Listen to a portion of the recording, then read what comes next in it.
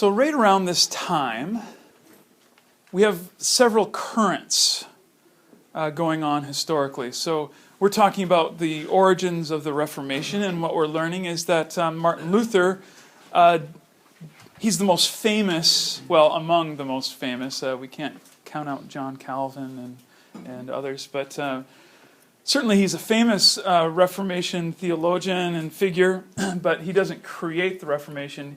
He is allowed to do the things he does because of the work done by earlier people that were coming to meet.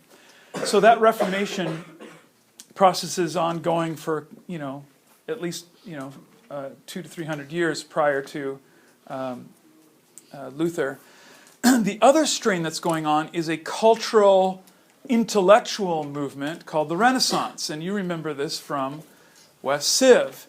And so there's a lot of talk about artwork and philosophy and some of the political things that are going on in city-states like Florence and Rome and so on.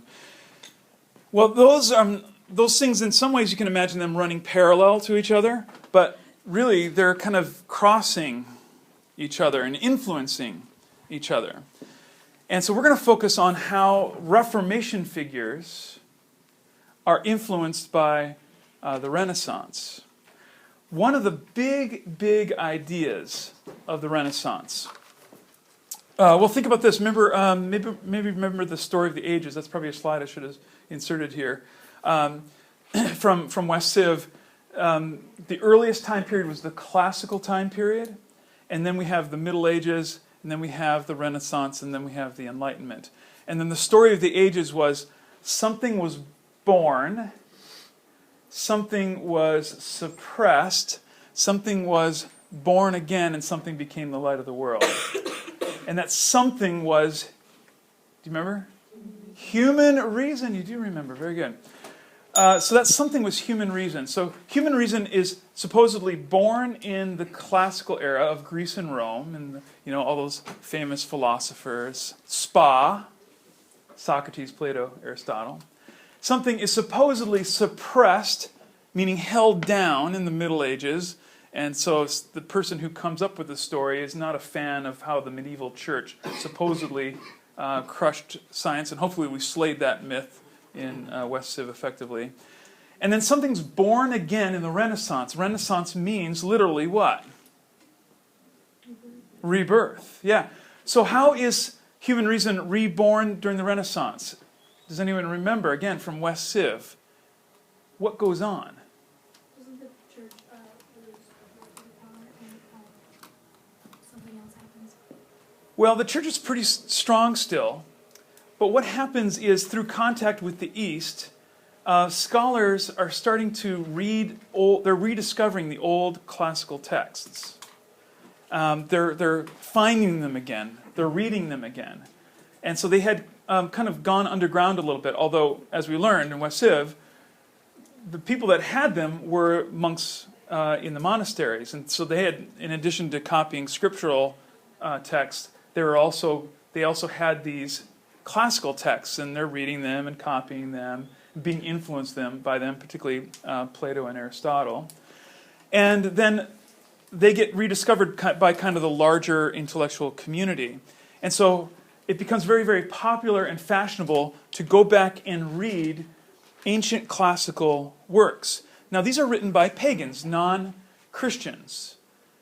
But they end up inspiring the reformers, because this new group of people that's created by the Renaissance are called humanists. And we won't get into all the nitty-gritty of it because it can mean different things. Later on, it means you have a deep abiding faith in being human, and that often got expressed in losing faith in God, losing a sense of your creatureliness, and kind of putting yourself on a pedestal and saying, we used to ascribe all this stuff to God, but now we know that it just happens, and we understand it, and we do things ourselves, and it's going away from God. That's kind of a more modern version. But humanism back then meant we are looking into the works of man, but for the glory of God. So they're Christian humanists. John Calvin is one of them. We'll talk about him next week. So they're reading these texts, they're getting back into Latin and Greek and Hebrew. And one of the things that the Renaissance humanists just loved was words and what words meant, and looking into the ancient roots of words. How might a reformer be really, really interested in this style of training? Really concentrating on learning the ancient languages. How might that help? Well, like with the Bible, there's different Greek words for love, so Yeah. it has different connotations. Exactly, and you saw a little bit of that with Luther. Luther is up in the castle in Wartburg, and he's saying, well, he says in German, the word will has to do with power, but that's not what this word means. It's roughly translated as will, but the German word is not appropriate. So we have to, he's nervous because he thinks, I don't want to change the... Hi, sorry, I slipped right in with you. I saw koalas going by, and yeah, okay, yeah, you're good. So, where was I now? He's nervous because he doesn't want to change the Bible, and so he's nervous about changing that word, but he says, well, I'm translating it. Languages have different words that have slightly different meanings, so I have permission as long as I'm getting to the heart of what the original means. So I'm going to change the word, the German word, to express more closely what the Greek word means. You know, you can see why this is a struggle, because he wants to be faithful to the Word of God. And that would seem a literal translation, but the cultures aren't equivalent. So you have to make some kind of adjustments from culture to culture. So the Renaissance humanists are into words, into the ancient languages. And when they are, it gives them an insight into the original manuscripts, or as far back as they can go. Where did we first hear about translation? Do you remember? Way back at the beginning of... It was over here somewhere. Who? Jerome. And what was the name of that translation?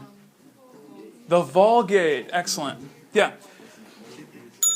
So, Renaissance humanists are totally into language, investigating the early language, and that opens up the Bible to them so that they can make more and increasingly accurate translations.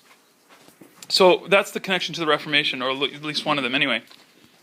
But ironies abound, because the Catholic Church is getting swept up in that later meaning of humanism, the celebration of human achievements. And so while you have a reformational side of the Renaissance, you also have the kind of other cultural, political, philosophical, and particularly artistic expressions of the celebration of mankind. You think about Michelangelo's David as a great example of that. It's telling a biblical story, but the other story that's being told is humans are awesome. Look how big and strong and handsome we are. You know, the paintings in the Sistine Chapel are telling biblical stories, but they're also telling the story. Look how beautiful human beings are. Humans are being elevated. Think of that painting. I should have put it in the slideshow. The creation of Adam, where Adam's kind of lounging, and then he's kind of reaching out towards God. I don't have another. Maybe it's over here. 1 second. Is it up here?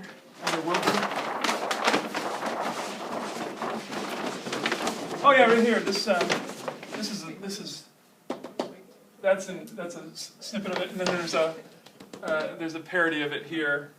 Instead of Adam, it's a microscope. Yeah, you see that? Okay.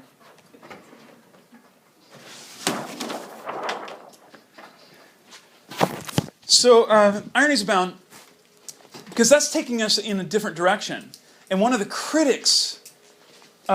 criticisms made by these early reformers is particularly the high clergy are getting really into being patrons of the arts. And you go into even the Vatican, and you'll see pagan scenes painted on the walls, or pagan influence scenes. And this doesn't seem right. they seem to be more into the finery than the gospel. All right, almost done. In the Netherlands and in Germany, a movement began called the Brethren of the Common Life in 1350. So notice that date. When does Luther nail his theses? 1517. So we're quite a ways from that. The Brethren of the Common Life were, again, pious churchmen, want to get back to basics, but their thing is education. That should be an exclamation point. It's a little hard to see the dot. And they're around for a while because Martin Luther is one of their students. He's not living that long. So the Brethren of the Common Life, they want to help reform Christianity of the day through education. So they have schools, they have pupils. Martin Luther will be one of them in a couple hundred years.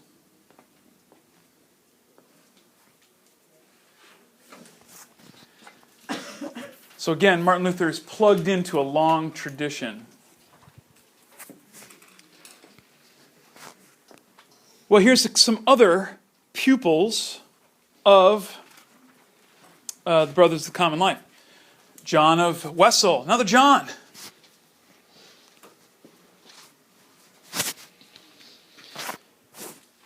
He lives around 1445. And one of his deals is, I don't like these indulgences. I think there's something off about them. They're not passing the sniff test. Right. Yes, absolutely. Yeah, you can change your mind and say, well, why did I do this? Absolutely, you're right. So he was. Right. Mm-hmm. He believes in something called justification by faith. Who does this sound like? Yeah, these are exactly Martin Luther's two major points. Luther rails against indulgences in the 95 Theses. He comes to a kind of rebirth in his own salvation through a reading of Romans 1:16 and 17. The just shall live by faith. Here's a new one. That's a mouthful. He's against transubstantiation. He thinks it's an invention.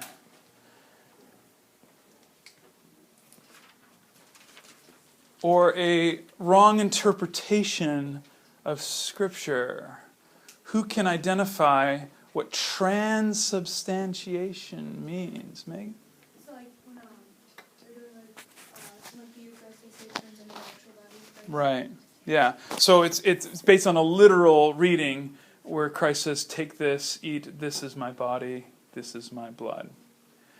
So during the Mass, what is wine and bread then spiritually becomes the actual body and blood of Christ. What do Lutherans believe? They have a slight version of this. Does anyone know? Any Lutherans in the house? Okay. I don't know. Okay. Consubstantiation, which I regret I don't know the exact definition of, but I think it's not an actual literal, but it's kind of a spiritual version of the body and blood. Whereas in more reformed circles, it's merely symbolic. So I think the Lutherans do a halfway point between the Catholic position and then later Reformed position. So most of us would go to churches that would say it's simply symbolic. On the extreme end would be then the Catholic position, where it turns into the body and blood of Christ. The Lutherans are taking a middle road, that there is something. It's not quite symbolic alone. It's not actual body and blood, but it's kind of a more spiritual connection, kind of a mystical spiritual connection that I'm not quite understanding. Again, I'll have to talk to Mr. Dominic. All right, another guy, another Hollander, Erasmus. And the only thing that you need to know about him is that, in keeping with most of the other reformers, he was a very vocal critic of particularly the high priesthood. And also monks would fall under his withering attacks. He wrote many books and papers, often using humor to kind of slay. The Pope, of course, was a target as well. And then finally another guy, Thomas à Kempis, who had similar goals, pointing out flaws in the church, writing very popular books, devotionals.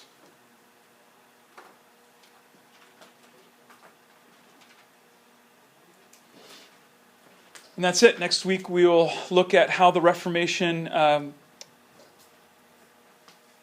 then really gets heated up with Luther, and then we'll take it into Switzerland, and we're going to meet a guy named John Calvin, who some of you are familiar with.